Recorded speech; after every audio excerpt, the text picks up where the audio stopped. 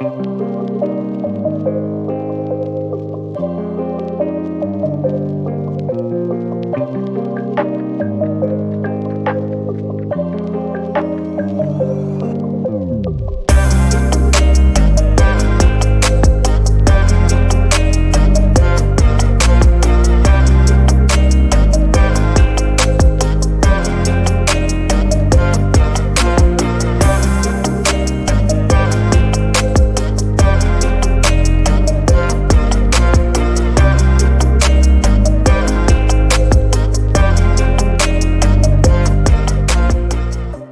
yeah, let's find out about the book, what the book is about, and who better to say about the book than the author herself.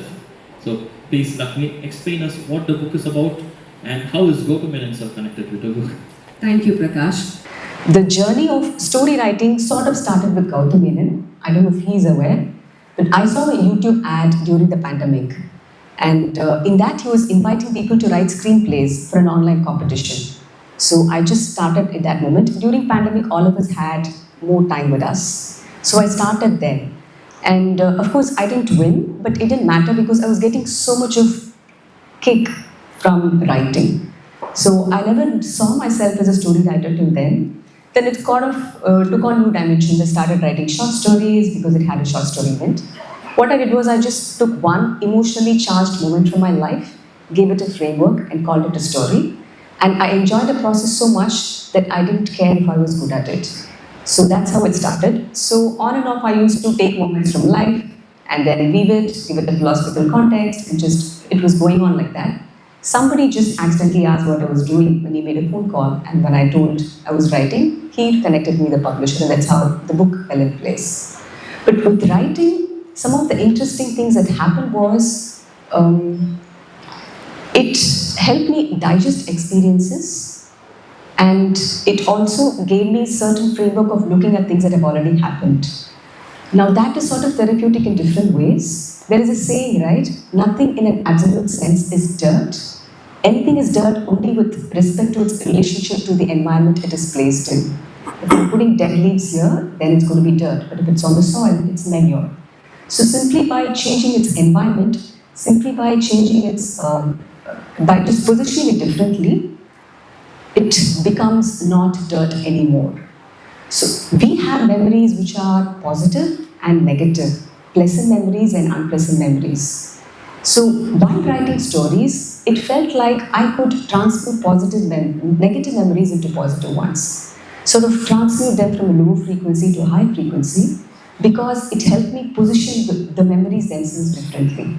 Now this can happen with meditation practice because you're transmitting energy from a low frequency to a high frequency. But with writing, this gave me the maximum. It was the most fascinating thing for me. Another thing, it also acted as a mirror. What you write today, when you see after 5 days, 5 weeks, 5 months, feels very different. Really, your attitude just shines through in your writing. You can't help. I think the most naked you can get is when you write. So it was a great mirror for me, and that will also pave the way for learning. In that way, I enjoyed writing a lot. Now, for me, the favorite thing about this book is the intent behind the book. The minute I decided to share it with people, I tried to sanitize a lot, not just with respect to language, but with respect to what attitude am I trying to sell? Is it facilitating a positive perception? Does it help in elevating consciousness? So these kind of filters I put. In that sense, for me, the favorite part of the book is the intent behind the book. And I do feel intent charges the course of the book. The course of the book feeds on many elements, and the intent is one. So the book took on its own journey, and today here I am. And thanks a lot to Gautham Menon sir for agreeing to write the foreword. And he's featured in one of the stories, a real life that I've carved into a story and shared here. And he was generous enough to come for the launch as well. Thank you very, very much. Thank you. Thank you, Lakshmi. I'm really sorry I'm late. I'm not fashionably late, but there are a couple of things that happened in the morning that were not in my control. So I apologize for making you guys wait longer than what they would have thought they'd be here for. But I'm happy to be here. Okay. I've read the book earlier, and I did manage to read the book again over the last couple of days. Yeah. And Even though you've said in the book that you don't think I'm a really great director, I'm really happy to be here. Yeah. So I didn't put it like that. I just said that I didn't see him as the best director, but he was the only person whom I felt like I could talk to. You could have mentioned that compliment. But yeah, it's because you feel different people have different skill sets. Yes, you wanted to say something? No, I'm just listening to you. Okay, so, and also I was writing it just from the heart, but after that I was toning down things which I felt that may hurt. In fact, I have not painted a very rosy picture of Gautham Menon in the story. It was about how I was hurt with something and all of that. It does find its own balance. First, I sent the story to him asking him if I can use his name, and he was okay with it. I was equally prepared for a no. He was okay with it, so that was sweet of him. And then, because of a publisher, I asked him if he could write a foreword, and he generously consented for that also. But he said that he will read the entire book and then write. So I was pretty surprised with that. I thought he would read 2 or 3 and then just write it. So that showed the kind of sincerity he had as an artist. So that was quite touching. What were your first thoughts when you read the book? I think more than the first thoughts of when I read the book, I was listening to you talk. I mean, I write stories which are mostly from my own life, and I try and find a cinematic world within that story. Obviously, we need to get an actor to be in the film, and mostly stars that will draw an audience like you to the theaters. Otherwise, especially these days, we find it very difficult to sell a film or to get audience to the theaters. It's a very, I mean, we'd like to say there are people coming to the theaters, but it's a very commercial market in that sense. So stories are written, to draw an audience in, and before that, to draw a star actor in so that, he or she can draw the audience in. So there's a cinematic storytelling that I try and find, but within that, these stories are mostly from my own life and from people that I've seen and met and experienced and all that. So when I read your chapters, so to speak, on so many moments in life, this visual imagery came alive for me. And I was quickly trying to convert all of this into a short film, or an anthology series. That's how I looked at it, and very little writing does that to me when the visual imagery sort of comes alive. So I grabbed that, completely. For me, it completely worked. That these were stories from very different women's point of views, actually. But I realized it's all from your own life, which I connected. And I asked you also. You've given each chapter a name. A girl has a name, a woman has a name, and all that. But I felt these are all stories from your own life. Your experience with, suddenly you turn around and there's this dog following you, and you wish you hadn't been scared, and also got the dog also to sort of run away from there and all that. And you wish for the dog to come back into your life later. There is a wall that's obstructing the view of the ocean, the view of the sea. And I thought the story would be about, you wish the wall wasn't there, and the wall did come down in the cyclone that happened. But you took the story forward to indicate to me, or also in your writing, that it's not just about a wish that came true. You could have actually wished for the wall to be there, but you could have walked around the wall to take a look at the ocean. So there were a lot of layers in every chapter, which came alive for me, and I like that with the writing, and that's why I thought, okay, you asked me, and I'll be happy to sort of write a few words with the foreword. So. And I did share your book with a couple of people in my team, and they've been reading it over the past 2 days. In case I didn't have time and you were going to ask me questions on certain chapters, but I didn't manage to finish it. And they also liked the book. They liked the way, initially a little reluctant to get into the reading, but then as the pages unfolded, I think these stories came alive for them. And it's very rarely that these images will come alive for people. So I think that's there in this writing, Lakshmi. Okay. I must mention that. Yeah. Okay. Yeah. Thank you so very much. Yeah. I didn't tell about what the book is exactly. It's a collection of short stories, 28 short stories, all inspired from real life, and I've woven fantasy as I need it. Sometimes it's fully reality, and they're not all necessarily from my own life. So I've taken moments that I've heard, seen, or experienced. All it has been there. I'm very happy that you share it with your team. Sometimes it's a little scary because it's sort of an extension of yourself. The first time I shared the stories of Gautham Menon, should I get this visible to somebody, that fear was there. I knew that anyway he will know that they are all real stories. So that fear is there, but the only thing that keeps you motivating is what good it can do to the larger population. So that intent sort of pushed me forward. So that's how it happened. And when you read the stories, did any of your personal experiences come alive? Could you relate it to anything personal in your own life? Anything at all? Yeah, I think most of it. In fact, I think the writing completely, which I just mentioned also, right? Because the images came alive. But even the fact that there's so much of belief in the universe, in destiny, something is meant to be. All that, like I'm completely on that wicket over the past 4-5 years, especially. Okay. I believe in wishing for something, and then later somewhere in some other form something comes up that you'd wished for earlier. So I completely identified with those parts of the writing for sure. I mean, no two ways about that. And like I mentioned, the dog episode, right? That's something that's also happened to me. Okay. And later, and I wasn't a really pet friendly guy earlier. Okay. I think there were no pets at home, and mom always kept saying, if you have, then you should sit and take care and not leave them to me and all that. So I completely identified, and especially when there's a sneak peek when another dog comes in and sort of hovers around your knee, which is injured, right? I completely identified with that moment, and I'm sure when they read it, they'll also identify with that. Yeah. I have to confess, I'm also not a pet lover, I'm not a dog lover, but I have a lot of respect for animals, and I feel a lot of responsibility that they have dismantled their ecosystem, so we must support them in whatever capacity we can. So I have a lot of respect for them. And I think in this book, there are 3 stories woven around dogs. It just happened organically, I didn't plan to. And a lot of childhood stories also came into play, because you're looking for emotionally charged moments. So that happened just naturally that way. So that was it. But I have to share a moment of how I actually met Gautham Menon sir, because when I started writing, I had seen him through the ad. So I have also seen him on the large screen, or small screen, like you people have seen.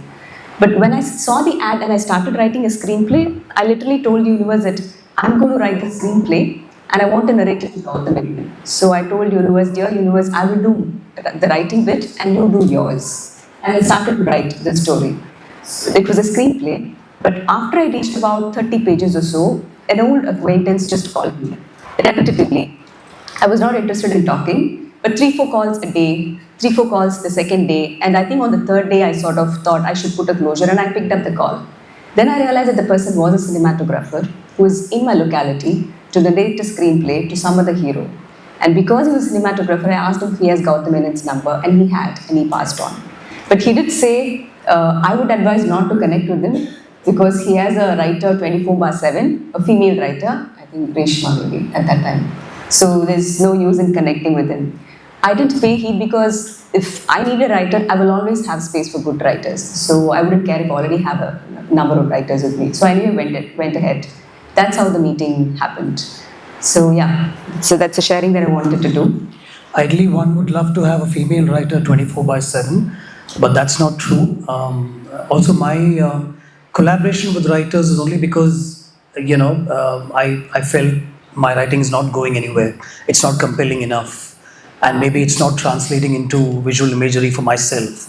So at every point over the last 5-6 years, especially, I've tried to reach out and collaborate with certain writers. Mohan sir is somebody I look up to, and I keep talking to him. And it's a story that the Mohan sir wrote that I made as my earlier film that released in 2023. But Lakshmi and I, we met. She narrated a screenplay to me, and I'm not so proud of this, but I did tell her that this is not going to work commercially.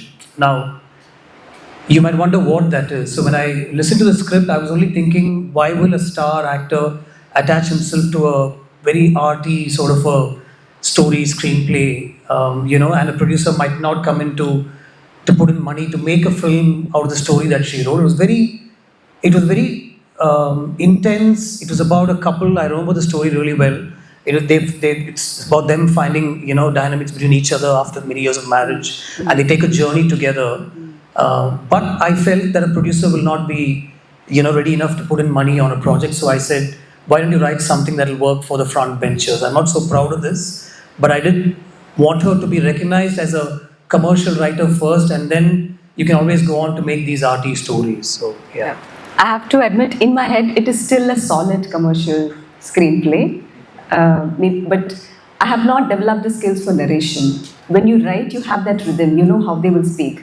But for you to let go of all that in the vision and narrate in the same style rhythm so that they capture the essence, that's quite a skill. At that time, I definitely didn't have it. So that was it. Another thing I want to add, when you read the stories, did you personally have any shift in perspective? Oh, there's another way to look at it, I don't know. I think you mentioned this for the wall, but anything? Yeah, I think most of the stories have, you think it's going down a certain path, and then there is the last paragraph in every story that sort of gives you another perspective to the whole thing, which is what I like, and I'm sure when they read it, they will realize what I'm talking about. I felt that with most of the stories. Yeah. Okay. So, because I'm not like trained properly in storytelling, for me what gave me the kick was I have to identify a knot. So there is a knot and the entire story is about untying the knot. So it was going like that. Or I'm trying to balance an equation. So these are the variables, how do I balance the consonants here? And finally when the equation is balanced, the story ends. So I was always looking for some kind of a balance, and that was very intellectual and emotionally nourishing, engaging, challenging. That was also one of the reasons why I stuck to writing. And even if there is no audience for it, you will still do it. So that's the beauty of it. So you can just go and get into your world and write something. Even if it doesn't see the light of day, for the medium it is intended for, the process itself is so energizing and nourishing. And there is a certain digestion of experiences that happen. So for that I found it's quite worth it. You have any favorite theme or story, and why? I like the one that features me. Okay. Because it told me a little something about me that maybe I wouldn't have, realized. Okay. You were no holds barred in that. Also, again, like we talked about, there is a twist to that story also. I thought the story was just going to be about you, taking me on. I didn't reply to you, I didn't respond to you. And then we met up again for an interview at Dakshin Chitra, which you've named, something else. But then while we sit for lunch, you realized that 5 years ago, you had sort of manifested this, right? Yeah. That was a twist to the story. Yeah. And you'd also said that I don't think Gautham is a really good director. So I liked all that, I'm saying. Please read the book, it's lying. So I've not mentioned anything like that. And generally I don't like to put people in a bad light. No, I like the story that starts off with this girl wishing dawn would never come because she doesn't want to go to school. It's as simple as that. It's something that I've been through. And then it talks about dawn and finally, does she go to school and all that. So very simple, the visual just opens up and you think you must go out and film this and make it a short film, So for me, most of the stories did that, Yeah, I think Dawn is one of my favorite stories. Whenever I share, my sister also likes that. And Christoph is here. Christoph, can you just wave your hand to everybody? Yes, thank you. So Christoph was like the one who read all my stories right away. He gave his feedback. He did say it has an elevating effect. If not, he mentioned that. So I got off some stories. So Christoph's one of the favorite stories was also the Dawn one. And with respect to just the book, amidst all the stories you've read, which you think was most movie friendly? Movie friendly and challenging to shoot would be the one where the dog just walks into the house and suddenly there's this dog that comes through the door and she has this fear of dogs maybe, but the dog just comes there, hovers around the knee, maybe even licks the knee and walks away. It's almost like telling her that you'll be fine. I love this story a lot and I thought this would be beautiful to film and challenging also. Yeah. So now we'll talk a little bit about writing. The process of writing, what does it do to you? I remember once Priyanka Chopra asking somebody, the lady who made the wrap dress. So her opening question was, so you made the wrap dress? And the lady cut her off saying, no, the wrap dress made me. So for every creator, your work of creation makes something of you. You become something in that process. So that's very nourishing. What does writing make of you? What does writing do to you? I know what it does to me when I'm not able to write. Which is? I can describe it, but the words might not be politically correct. Um, so I'll give you I think I've said this in a couple of interviews before, but I don't mind talking about it again. I was about to make a film with Surya, and we were discussing for about 6 to 8 months on what kind of film this would be. And I'd written a sort of a coming of age story of a youngster loves, he falls in love with a girl and then another girl and then, neighborhood and, what he becomes. And then finally he joins the army and an episode in the army. So this film was about a sort of a coming of age story of a boy who didn't actually think he'd be in the army. Um, and then my father was going through cancer 8 months from the time he was diagnosed, 8 months. He was gone one day. And through those 8 months, I was not able to write. I was not able to put down these words on paper. I was just talking to Surya a lot. And it's probably the first time I went into a shell where I was just not able to write. I wanted to spend time with my father and all that. And then things were getting a little difficult because the producer was, keen to start and money had been invested and all. So I said, okay, let me take off a couple of weeks and I'll write and come back. And I left thinking, I'll come back and spend some more time with Dad. But he passed away exactly when I started, this travel to write sort of thing. So on the way back, it was an 18, 20-hour journey, and I wrote like never before about the first time I remembered seeing my father or something that he said from maybe 4 or 5, when I was 4 or 5, until the last moment that I saw him, which was like 20 years ago when I left, I reached and I had to come back again. So I wrote the entire journey, I wrote on my laptop, just about him and what like he was a friend to me and so many other things about, what we'd shared together and all that. 10 days after the funeral, conversation with Surya, and I just talked to him about my father and I said, I've written this and I'm wondering if I can put all this into this story. He said this song, and I talked to him about my father. I talked to him about what kind of a father he was to me, and I thought, a lot of people will identify with their own fathers and all that. So I said, I'm thinking I'll write about, this. He said, it sounds great. I'm willing to be part of this if you write it. So I took another 5 days off and brought all this into that screenplay, which is what Varanamayiram was finally. And when he heard this, he said, what you directed me earlier was just okay, but this I love and I'd like to play both father and son in this film. So to answer your question, Lakshmi, that's what writing is to me. It's a lot of reflections from your own life.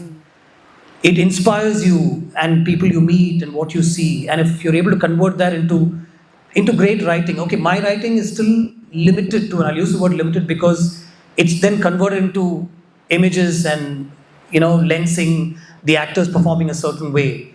And then it's the director that takes over. But your writing and all the other writing that goes into a book is beautiful words that describe so many things, that is intense and takes you forward, right? So I don't know if I'm ready to do that kind of writing, but just writing per se, I think there's nothing more beautiful than putting those thoughts that can be translated into words and that will just come alive as visuals for me. Okay. Yeah. And what do you think books give you that movies don't? Oh, a lot more actually. Like I said, see, movies finally get converted into what the director brings to the story, what an actor does to the writing. Two different actors can perform a line very differently, right? No two actors will perform the same, and even if a director managed to control what the actor is doing, it's still, taking a horse to the water, and finally the horse has to drink the water. So it's what the actor brings to the table, right? But even in your book, and I actually have my phone in which I had taken screenshots of some of the beautiful description of so many things, and I strangely left my phone in the bag there, but I wish I had my phone so I could read out some lines from your book, which is beautiful writing, and that's what a writer can do, I think, where you completely resonate with the way. Now, just a simple, I've come all the way from Chennai to here to sit, can be described in your writing in so many other ways, and not just the way I'm saying it. So complete immense respect for somebody who's able to translate, that feeling into so many words. I think a great book, and I always go back to a good book to inspire my writing. Like I pick up a P.G. Wodehouse any day which will inspire me a lot more than any film that I can see. And I have my own authors that I go back to, fiction, sometimes non-fiction, but all this writing sort of completely inspires me. Yeah. And some of the favorite books that you keep reading? I mean, for me, largely these days it's all about converting that to film, right? Yes. A lot of focus goes into film writing in that sense. So I refer to The Godfather, written by Mario Puzo, for various reasons. It's not, to incorporate a chapter into the screenplay, but there's something about the writing there that's a lot of crime, and it's also about order. It's also about when you're a team player, how you perform and all that stuff. So there are some passages that I keep going back to. Like I said, PG Wodehouse for humor, just to feel, a certain upliftment through the day, and many such books. I can keep going on. Yeah. You are someone who's been very courageous in sharing your personal life out to the world. Yeah. I mean, it's got even me now, in trouble yeah. also. Yes, sometimes. Yeah. And even now, people will casually ask you, "Where is Jesse?" But you didn't put a line like, "This movie is based on a true story." They will see it and they will know it's real. Sometimes it works. Sometimes people may not receive it well. But when you put something so personal, convert into a product for mass consumption, and then when it is not received well, how do you deal with that criticism? I think that's the way this whole thing works, right? You can't shy away from creating something just because 10, 15 people are going to sit and trash your work. I mean, I don't think I've ever been afraid of that. I'm only afraid of my own writing and the standards that I've set for myself. When I feel it's not compelling enough, when I feel it's not good enough for me, and I read, I'm an audience, I watch every film in the theatre, mostly. Any film you asked me recently, I would have been in the theatre and I would have seen that film. So I look at myself as an audience, and my writing, whether it interests me, whether it's working for me, So my I put the writing away only because it doesn't work for me. I'm not going to put the writing away because it doesn't work for Bharadwaj Rangan or Sudhir Srinivas. I don't really, I've talked to the masters who've learned to handle this. I've talked to Mani Sir, Mani Ratnam many times, and he said, "You've made this film completely with blinkers on. It's your own writing. You've not sat and discussed the script with many people to figure out whether it's going to work or not. So once it's in the theatres, why are you referring to what people are saying? So switch off and move on." But of course, whether a film works or not, and if your phone is off or not, it'll still come through the grapevine, or it'll still come through the universe, I'm saying, that the film is working or not. And if you watch one show in the theatre, with the way the audience is responding to your scenes and your moments, you will know whether the film is working or not. And that's finally what matters. Yeah. And with respect to any art form, whether it's filmmaking or writing, there are always generally two dimensions: what you say and how you say. The how you say is probably the command over the craft you have, like in filmmaking, and what you say is probably the reflection of yourself, the kind of intimacy you have within yourself. I see that many filmmakers, the command over the craft improves over the years, but not at the same pace as the stories. The stories don't improve so much. What qualities you think somebody needs so that the content they put out is good enough? Not just the eloquence they have over the craft. No, I don't think it's about the quality of the writer. As far as films are concerned, if you're talking only about films and the writing that goes into films, it's the commercial aspects that make your writing, very bland, banal, whatever. It's because the heroes don't want to get into something that's experimental and intense and relationship films. They don't want to get into that. There are no takers for a love story right now, and you can do so much with a mature love story. It doesn't have to be song and dance, I'm saying. But it's the star actors who are saying no to these scripts, because of which these scripts don't find takers. And then, because there's no other option, you end up going back to them with very mundane, basic stories, which is why the stories never get better. They're always catering to the actors, stars, and I'm sure a lot of you identify with what I'm saying. Yeah. Okay. And any tips you want to give for someone who wants to write? You should be saying that. I'm just a film writer. You should be saying that. I wanted to ask you if there's another book on the anvil, and what tips do you think I should also get from you? Honestly, I'm saying, because right now I've been talking to you. There's not been any writing at all for me. So yeah. In the process of writing, I discovered that to be a writer, the most important quality you need is honesty. Because your characters are sort of living creatures, right? And for you to see them in the right light, you have to have a sense of honesty. Because if you're not honest, it will distort your perception. What you give will come to you, right? So that is very, I feel honesty is sort of the most important thing. That the rest will fall in place, I believe. And of course, genuinely, you want to share something. You feel that this will sort of benefit somebody in some way. If you don't have that motivation, then you cannot write. So I'm a big fan of honesty in that sense with respect to writing. Yeah. I think I try and bring that into my writing also, in the sense it's all mostly characters from real life. So even the story is about a police officer. I'm not that. And the stories can get commercial. But within that, I try and find a space. I put myself in those shoes. I bring in a relationship. I bring in a woman. There's a lot more importance given to her. And then the conversation between them looks very real, I think. So people, the way the woman is dressed and the way she's made to be on screen, right? I think people identify with that. That's why those films have worked. And then, of course, when I want to write about violence and when I want to take the story into that zone, I feel only with a police officer or somebody in the army, you can do something like that. A regular Joe, like you and most of us here, there's no violence in our lives. I'm just saying it doesn't have to be about violence, but if at all you want to bring in a star and you want to make a violent action film, I try and make it within that as real as possible. So it is honest there. Of course, the songs are thrown in. If you see it, it's mostly montages. Nobody's singing and prancing around for those songs. So that's an approach that I've mostly tried with all my films, and I guess that works. Yeah. Okay. I've just come to the last question here. Anything you want to particularly share? Happy writing. Happy writing. Okay, thank you. So you can answer in one line for this. I read because it inspires me, and maybe because I can't write. Okay, it disturbs my next question. I write because I'm still looking for the light at the end of the tunnel. It's a process. I don't think my writing is there as yet, and which is why I'm reading. Okay. To figure out how words are sort of put together in such beautiful ways. Okay. So I write because I'm still trying to write. Yeah. Okay. And I like snippets of light, stories from life, because not because it features me, but because I clearly identify with most of the stories. Okay. Except the one with the taekwondo and the dance bits, maybe. But then I understood the woman in that story. Okay. For sure, and I think I have a sort of a understanding of women. I'm saying this because I know you'll put this out on YouTube, and the women in my life will take me on for saying this.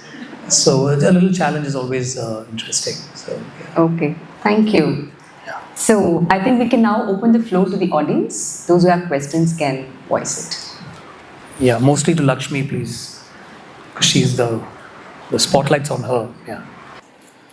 Hello, sir. So this is not a question. I'm Dr. Aravindan. I'm coming from my hospital, rushing here to know after knowing that you have come here all the way. So it is my duty to say thank you to you for a 13-year-old boy in my 8th standard to get inspired by movies and now get into theatre, which I'm doing now right now in Auroville Theatre. It is because of you, and that is why I have come here to thank you. It is my duty to thank you. I hope badly that at least once in my life I will see you in person and thank you. And also, sir, I'm not ready to say this, but your writing have done a lot to people like what our generation, in our teenage. So I think you're an organic writer, sir. If you just sit and think, and I mean, maybe that's not you. You're an organic writer, sir. And I'm immensely grateful for your work, sir. And also, I hope to see what happens to Karan and Karan next too. Because I've discussed this with Prayada when she came to our theatre also. So I'm looking forward for more of your writings, more of your territory with your writing. So I can cherish in the 60s and 70s, saying to my kids that I watched Gautham Menon's film and I improved my life, and I can cherish more films from you. So sincerely thank you from the bottom of my heart. Thank you. Very sweet of you. One more reason for me to start probably looking at the laptop again and start writing. Thank you. Thank you, sir. As filmmaking, help you explore your inner journey. And if it yes, do you equate that inner journey with spiritual process? How do you see spiritual process? Yeah, I mean, yes, it has helped my inner journey considerably and completely, also, I must say. I don't know what I'd been if I hadn't been a filmmaker, so that should answer your question.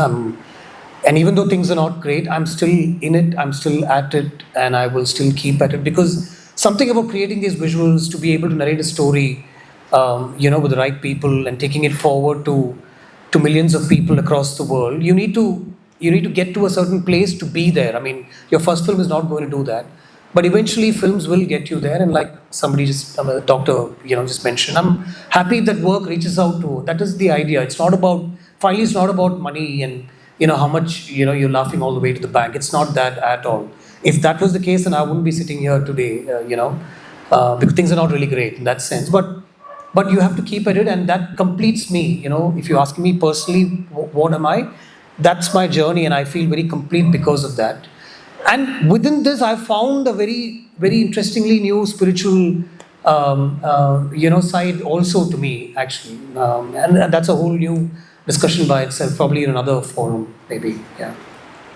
So I just wanted to ask, what has been your inspiration and how do you feel getting your own personal stories and feelings, emotions, getting into the book? How does that, how do you draw inspiration? How do you get those emotions to be put into a book?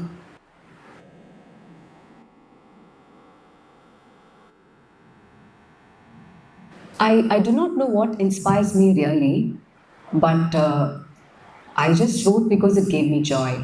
That was all. But it is very different when you're writing for yourself and then you decide to share it with another person. It's like cooking. When you're cooking for yourself, your standards are different. The minute 5 people are going to eat it, you're very cautious about what you're sharing. So those kind of filters come in when I decide to share with a larger audience. But with respect to what inspires, I think it really starts from having an emotionally charged moment in your life. So that sort of propels you into certain space where the flow of words have, it's more spontaneous, there's more depth and meaning to it. That's about it.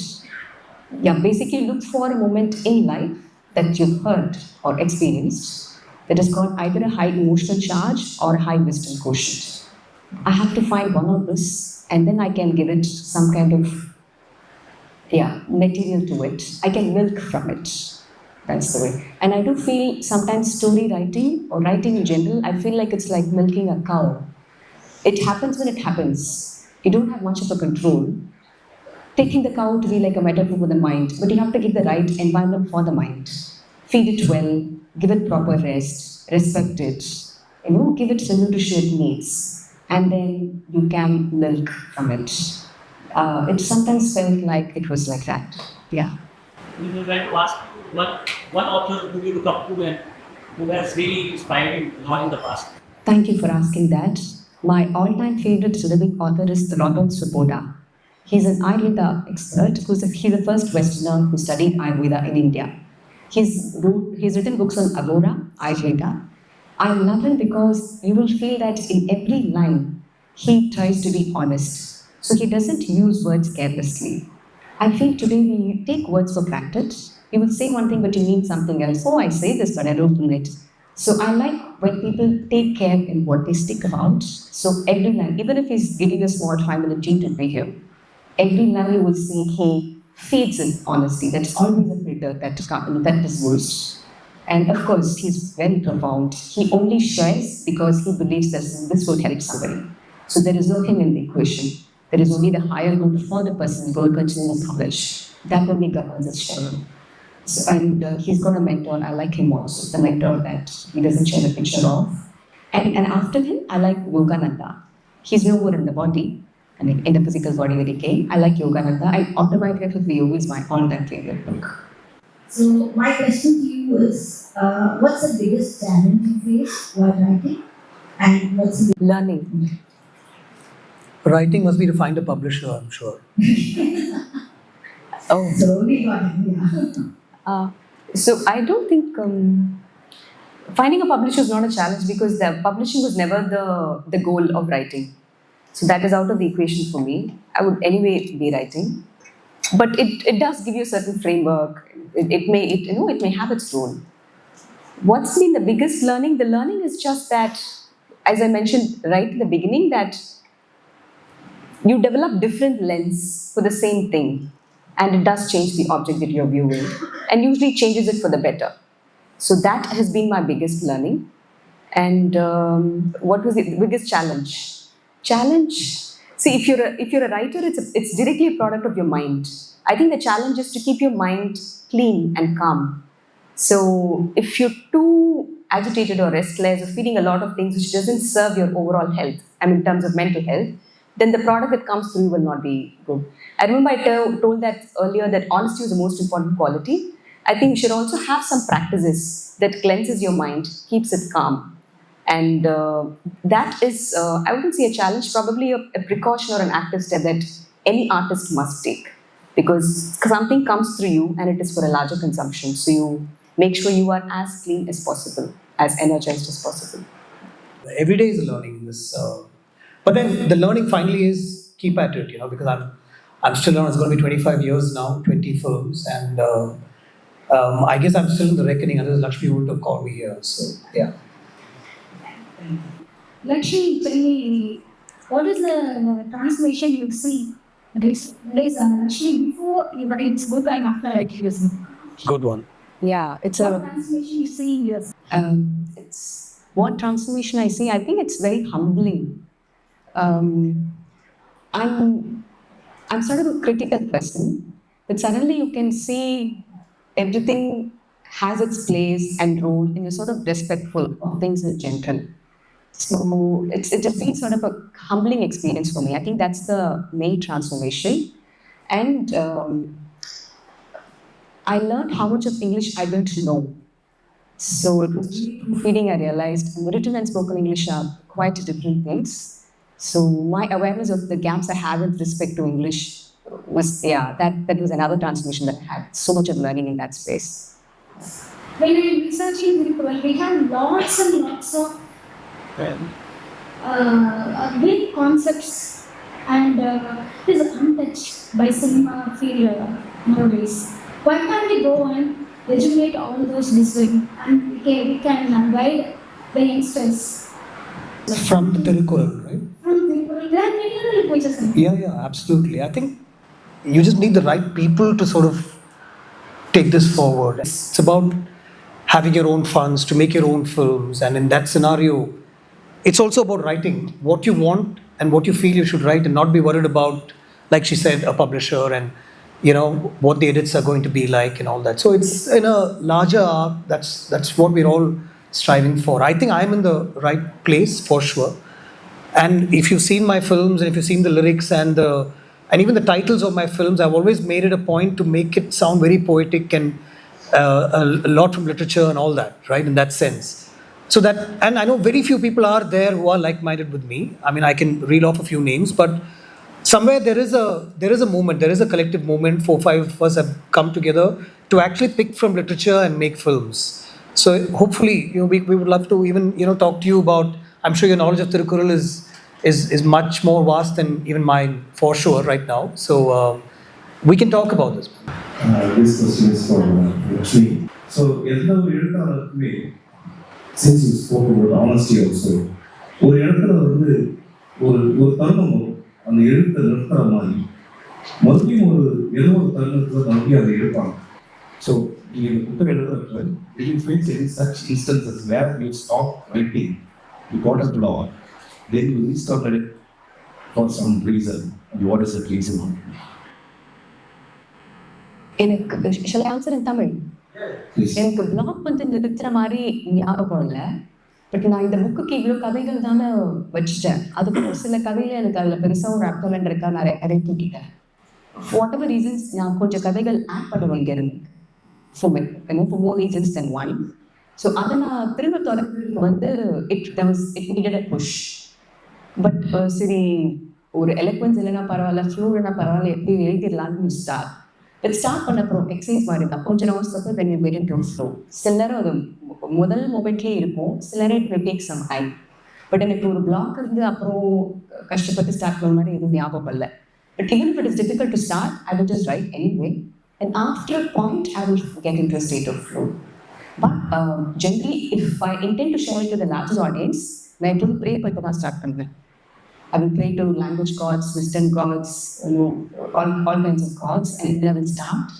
Because I feel this responsibility of feeding food for their minds and whatever capacity, make sure it's helpful for them. So அந்த prayer that helps. And with respect to honesty, எல்லா விஷயத்திலும் order next சொல்ல முடியாத தான் இந்த மாதிரி authors ஒரு சின்ன ஈவெண்ட் பண்ணுவாங்க.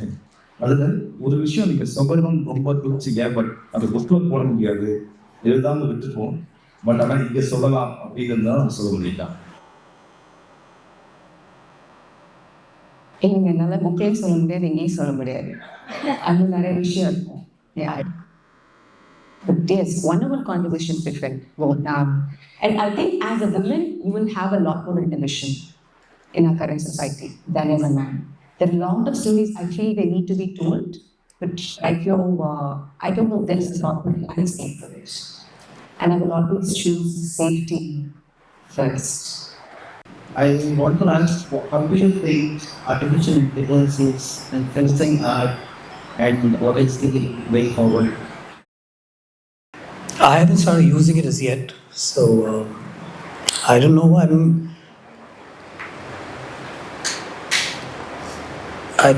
know. I'm not sure at all. I'm not a geek in that sense. Also, see, we've used it for some computer graphics, and that too.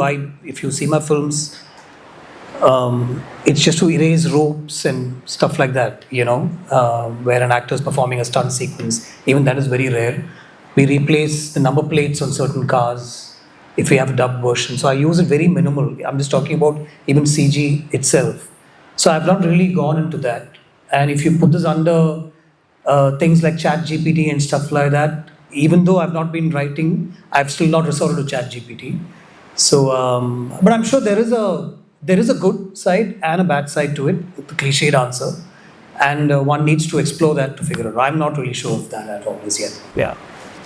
Generally, have a lot of respect for technology because it saves your energy from mundane activities, and you can use it for activities which really use your energy in the subtle way that you want. So I have a lot of respect. But technology, of course, you have to use it with the proper wisdom. See, for இன்னைக்கு வந்து எல்லாமே vehicles use பண்றோம். So most of it compensated by doing some walking, some kind of physical activity. Yeah, so there is a balance in brain. So when you use technology, I think we should have some kind of a balancing. I use a lot of, I like AI tools. I've used Midjourney here to generate illustrations. Proofreading, I did use AI tools. It really helps. But generally, I have respect for AI, but it is really like a knife. So if you want it to work for us well, I think we should all sharpen our wisdom. Then we can use it in a way that is constructive for us and people that we connect with. I have a very personal relationship with Midjourney. For those who don't know, it's a text image to me. So these books, in the book, almost 20 images are there, and every story has got an image. I took as much time to generate images as I did for writing, and they are very close to my heart. And one of the interesting things that happened was in one story that's about my voice. There is an old healer from Juan. She's, I think, 70 plus then. I'm just giving the command, an old lady near the bed, a young girl being healed, whatever. The image that Midjourney gave at one point, one was exactly looking like the woman I had in mind. After one, the Midjourney doesn't see the text that features that you can't feel features. It will only take in verbal commands. But not sure I worked and the put the image shows exactly like the person I had in mind. So what I'm saying is very powerful, and if you want it to work in a good way, then we just have to make sure we do something to raise our wisdom. Then I think it's a great play that we can have. Illustrations or written words, which one would you choose better? Which one do you think conveys better? For consuming. Conveying the message. Would you prefer an illustration or words? You cannot choose both. Anyway. Yeah.